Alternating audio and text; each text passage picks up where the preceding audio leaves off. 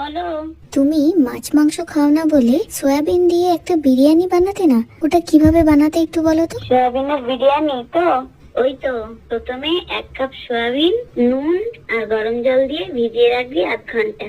জল ছেঁকে নিয়ে আদা বাটা, বিরিয়ানির মশলা, গরম মশলা, মরিচ গুঁড়ো, টক দই মাখিয়ে রেখে দিবি। এবার জল গরম করে তাতে নুন, তেজপাতা, গোটা গরম মশলা, ভিজিয়ে রাখা চাল, তেল দিয়ে ভাত বানিয়ে রাখবি।